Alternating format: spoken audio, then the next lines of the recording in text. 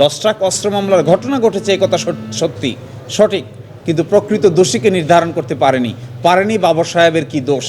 ফলে আমরা তার বেকসুর খালাস দাবি করেছি আদালতের সামনে। আমরা আশা করি এই রায় যখন হবে তখন জনাব লুৎফুজ্জামান বাবর এই মামলা থেকে বেকসুর খালাস পাবেন, এটা আমরা প্রত্যাশা করি। এটি সঠিকভাবে আদালতে নির্ধারণ করবেন যে এর পরিণতি কি হবে। কিন্তু আমরা যতটুকু সাক্ষ্য প্রমাণ দেখেছি, এই সমস্ত মামলার ম্যাক্সিমাম গাল গল্প এবং মনের মাধুরী মিশিয়ে লেখা। এখানে সুনির্দিষ্ট অভিযুক্ত আনয়ন করতে পারেনি। ক্রিমিনাল লায়াবিলিটিতে সুনির্দিষ্ট অভিযোগ যদি আনয়ন করা না যায়, তাহলে কাউকে সাজা দেওয়া যায় না।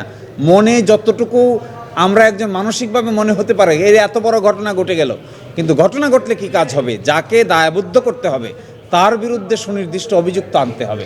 আমি তো বাবর সাহেবের বিরুদ্ধে সুনির্দিষ্ট কোনো অভিযোগ আমরা খুঁজে পাইনি। সেই জন্য এর পরিণতিও যদি 21শে আগস্টের মতো হতে হয়, তাহলে সেটা আদালতেই নির্ধারণ করবেন। আশ্চর্য বিষয় হলো, একজন মানুষকে কিংবা কতিপয় মানুষকে একটি ক্রিমিনাল মামলায় জড়ানোর জন্য ক্রিমিনাল জুরিসপ্রুডেন্সের 400 বছরের ইতিহাসেই চেঞ্জ করে দিতে হচ্ছে।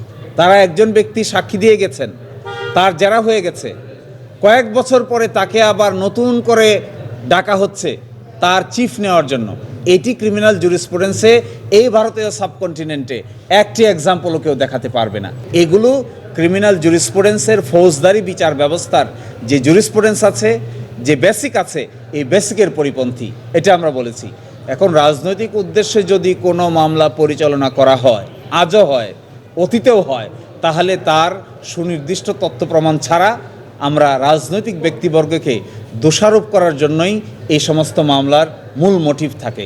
সেক্ষেত্রে প্রকৃত অপরাধী পার পেয়ে যায়। লুৎফুজ্জামান বাবর মূলত এই মামলার আসামি ছিলেন না। এই মামলার 28টি সাক্ষী হয়ে যাওয়ার পরে পুনরায় তদন্ত করার জন্য একটি নির্দেশনা দেওয়া হয়। ওই আসামির তালিকায় জনাব লুৎফুজ্জামান বাবরকে নিম্ন আদালতে ট্রায়াল করে 53 জন সাক্ষী নিয়ে ফাঁসি দেওয়া হয়। তার এগেনস্টে আমরা প্রথম যুক্তি উপস্থাপন করেছি যে এইভাবে মামলা চলা অবস্থায় 28 জন সাক্ষী শেষ হয়ে যাওয়ার পর যে তদন্তের আদেশ দেওয়া হয়েছে, এটি আইনানুগভাবে করা হয়নি, এটি বেআইনি হয়েছে। দ্বিতীয়ত আর্গুমেন্ট হলো, তার বিরুদ্ধে সরাসরি কোনো এভিডেন্স নাই, কোনো সাক্ষী নাই, কোনো দেখা সাক্ষী নাই, কোনো সরাসরি তার সঙ্গে এভিডেন্সে জড়ানো পারে এই ধরনের কোনো সাক্ষ্য প্রমাণ রাষ্ট্রপক্ষ হাজির করতে পারেনি। তারা যে কথা বলেছেন যে তার নির্দেশে কাকে নাকি জেল থেকে ছেড়ে দেওয়া হয়েছে 5 জনকে, সাক্ষ্য প্রমাণ অ্যানালাইসিসে দেখা যায় 5 জনের একজনকেও ছাড়া হয় নাই। সবাই জেলে ছিলেন এবং সবাই পরবর্তীতে স্বীকারোক্তিমূলক জবানবন্দি দিয়েছেন।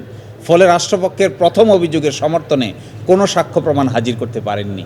দ্বিতীয় অভিযোগ দিয়েছেন তার বিরুদ্ধে যে তিনি তৎকালীন তদন্ত রিপোর্টকে ইনফ্লুয়েন্স করেছেন, প্রভাবিত করেছেন।